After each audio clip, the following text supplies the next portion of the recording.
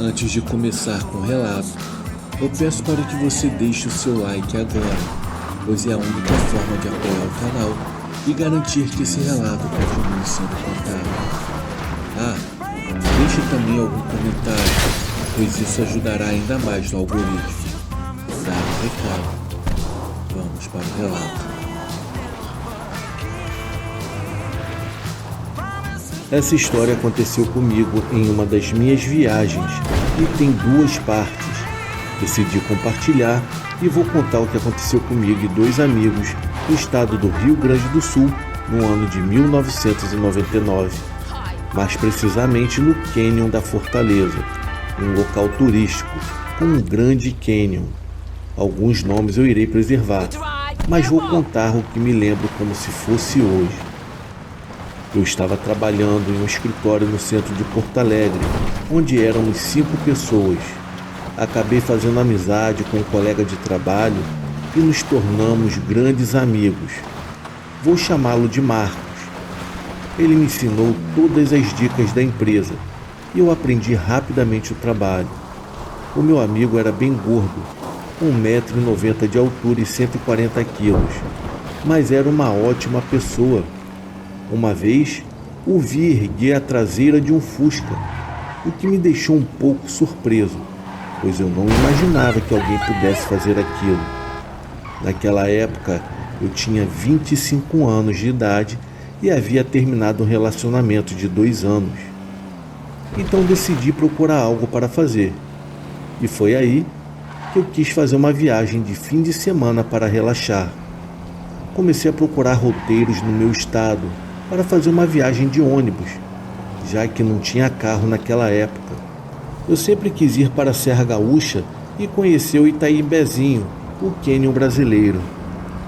Comentei isso com meu amigo, ele me disse que o pai dele já tinha ido e que era um lugar muito bacana para conhecer, mas que o pai dele não chegou a conhecer o São José dos Ausentes e nem a Fortaleza no cânion.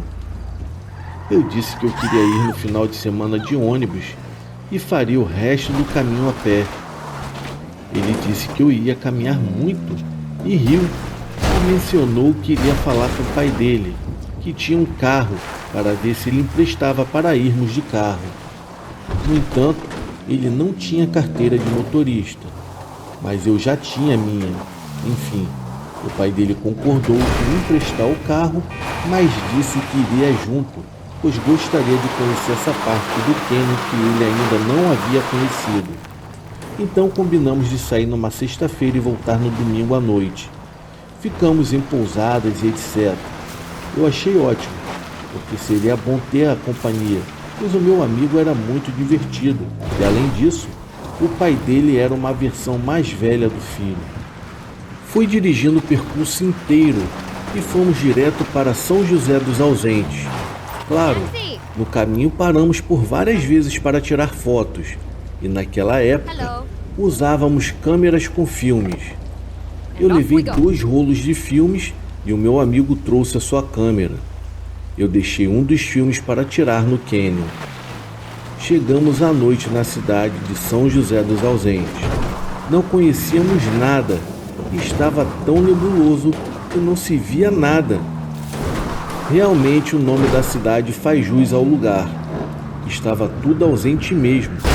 Aquela neblina à noite fazia com que o local parecesse uma cidade fantasma. Enquanto caminhávamos pela cidade, que era bem pequena, vimos um barzinho que já estava fechando. Perguntamos ao dono onde poderíamos encontrar um lugar para dormir. Ele nos indicou uma pousada que ficava a menos de meia quadra do centro onde estávamos. Fomos até lá e uma mulher muito sorridente e descontraída nos atendeu. Ela disse que nos levaria até a pousada, que ficava próximo à casa dela. Uma casa enorme de madeira bem construída, mas com todos os quartos trancados. Ela nos informou que estava fazendo uma pequena reforma e que poderíamos usar a sala, 2 quartos e a cozinha. Ela acendeu uma espécie de lareira com uma chapa de metal e nos ofereceu pinhão e amendoim. Confesso que foi bom, pois estávamos com muita fome e não havia nada aberto naquela hora, já que o bar onde pedimos informação já estava fechado. A cidade era turística, mas naquela época não havia tanto movimento assim. A mulher se despediu e foi embora, nos deixando naquela casa enorme cheia de quartos trancados à chave. Eu esqueci algumas coisas no carro e avisei meu amigo que iria buscá-las. Quando eu saí na rua, deparei-me com uma escuridão envolta em neblinas e a luz amarelada dos postes mal iluminava o caminho. Confesso que não estava com medo, mas ao olhar ao redor, senti um certo arrepio. A cidade estava totalmente deserta e mal se via algo. Corri para dentro da casa e tranquei a porta logo em seguida. Não sou medroso, mas como não conhecia o local, senti um pouco de desconforto. Meus amigos já estavam saboreando amendoins torrados e cozinhando pinhões, que eram muitos. Eles tinham bastante refrigerante, o que ajudou. Conversamos bastante e rimos. O pai do meu amigo era muito legal e divertido, assim como o filho. Na hora de dormir, a mulher esqueceu de nos fornecer mais um colchão. Havia uma cama de casal em um quarto e uma cama de solteiro no outro. A dona da pousada disse que pegaria mais um colchão, mas acabamos esquecendo disso durante a conversa. Sugeri para o meu amigo dormir com o pai dele na cama de casal, enquanto eu dormia no outro quarto na cama de solteiro.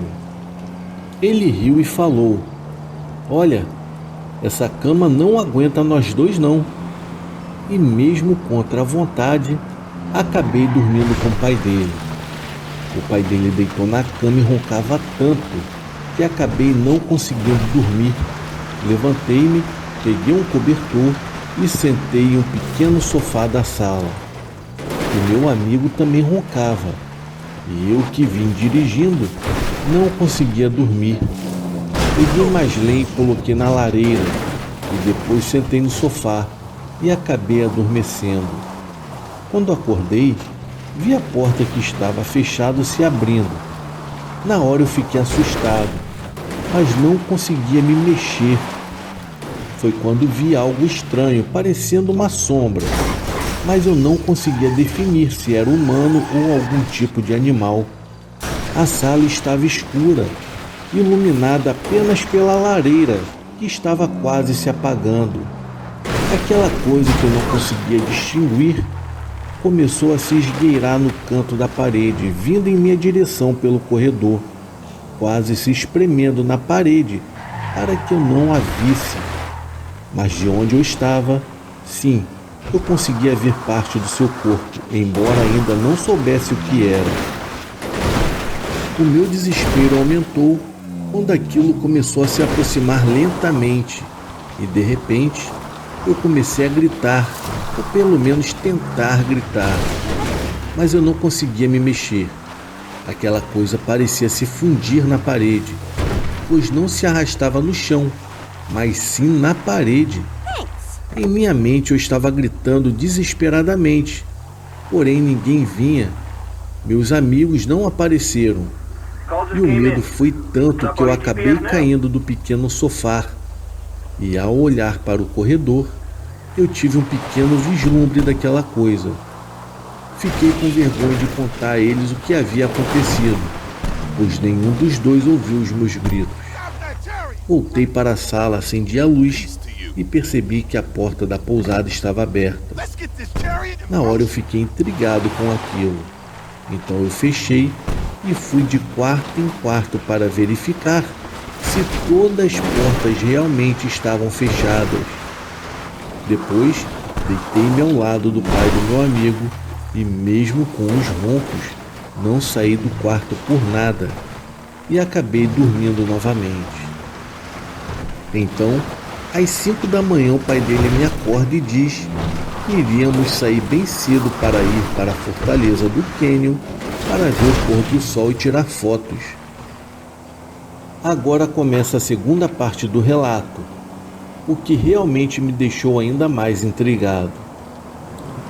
Eu não comentei nada com eles sobre a casa, pois para mim havia sido apenas um pesadelo. Mas a porta aberta, ela foi bem estranha para mim. Então arrumamos as nossas coisas, deixamos a chave na porta como combinado e partimos logo em seguida. Fomos para o cânion, que ficava ainda bem longe da cidade. Havia um nevoeiro intenso.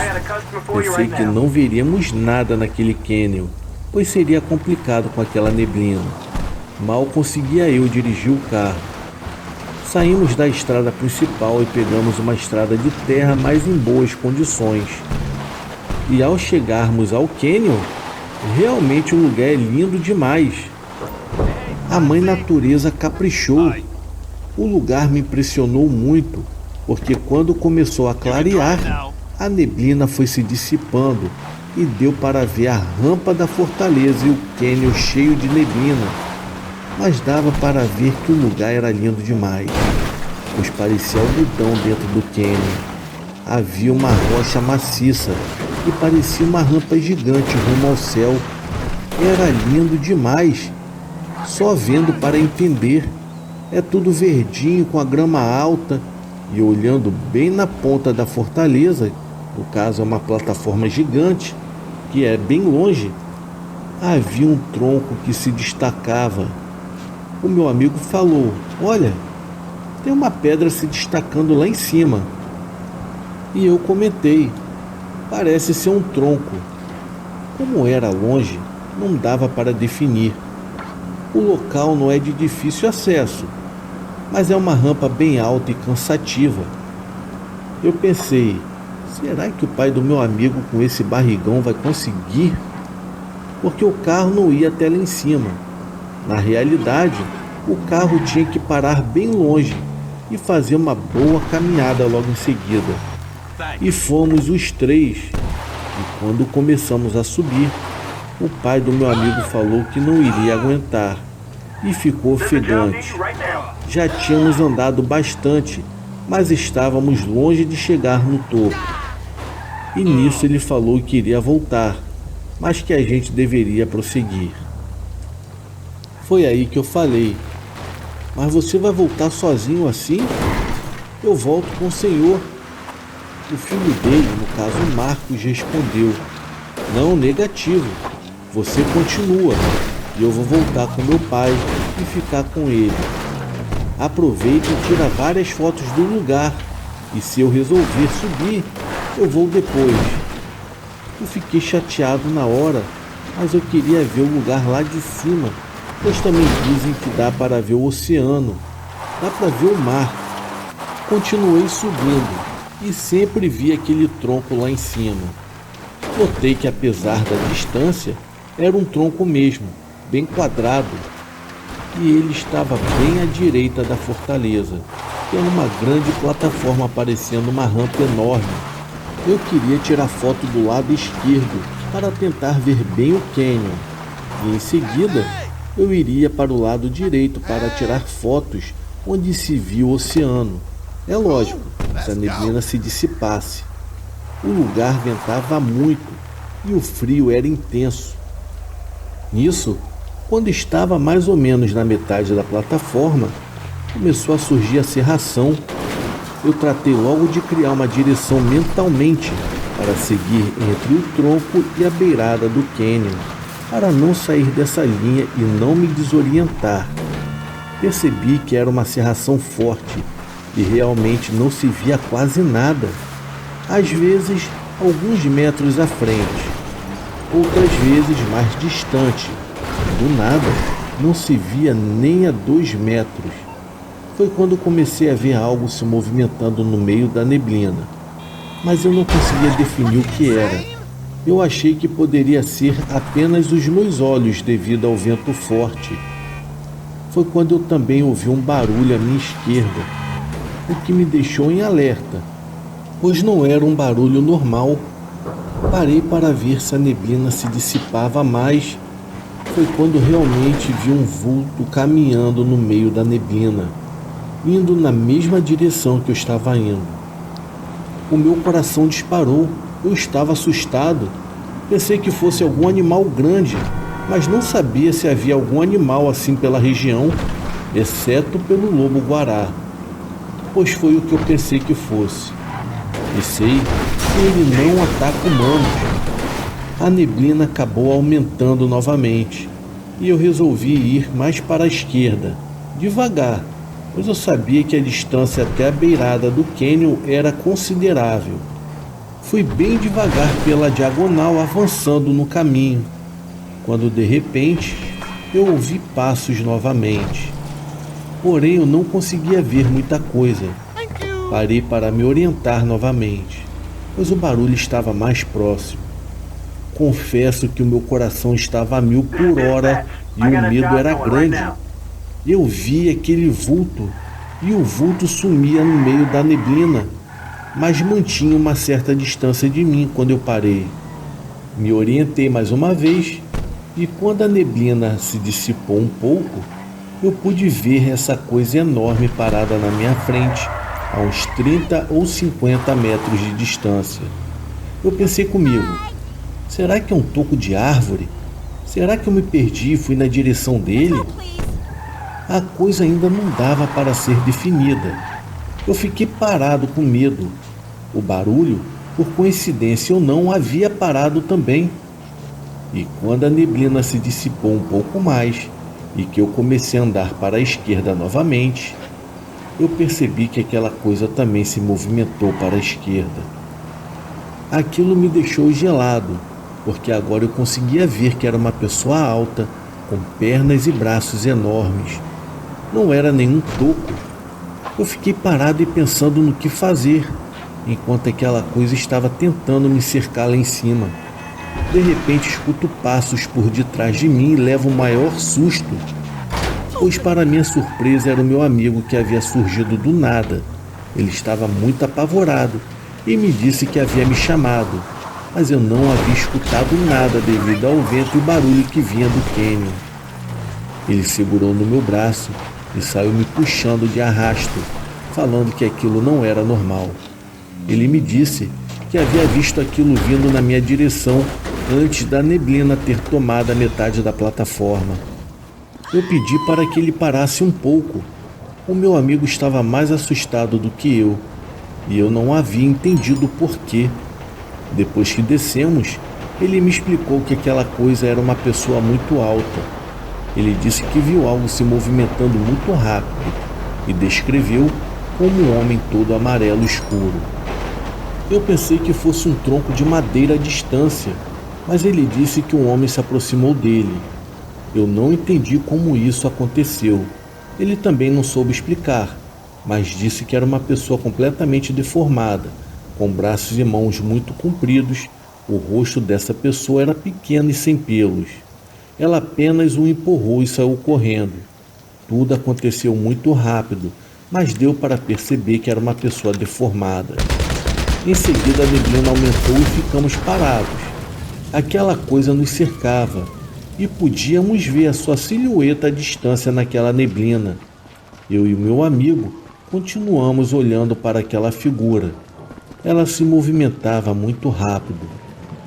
Para falar a verdade, eu não sei o que faria se aquilo viesse em minha direção quando eu estava sozinho. Meu amigo sugeriu que descêssemos devagar, pois não tínhamos noção do quão perto estávamos da beirada. Eu disse a ele que enquanto nós estivéssemos na grama alta, com certeza estaríamos seguros. Então continuamos. E quando saímos da neblina, começamos a correr. O pai do meu amigo estava vindo ao nosso encontro. Ele estava um pouco ofegante e parecia mais assustado do que o seu filho e eu. A neblina havia se dissipado completamente e não vimos mais nada naquela plataforma. Não tivemos coragem de subir novamente. E para piorar, não consegui tirar as fotos que eu queria. Apenas tirei uma foto da plataforma de longe. E até hoje, nunca soubemos o que era aquilo. Mas acredito que possa ter sido algum morador da região com algum tipo de deficiência física e que estivesse tão assustado quanto nós. Se você conhece o local e sabe algo sobre o assunto, comenta aqui nos comentários logo abaixo.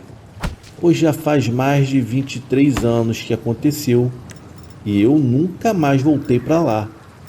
Já o meu amigo também disse que não quer mais saber daquele lugar.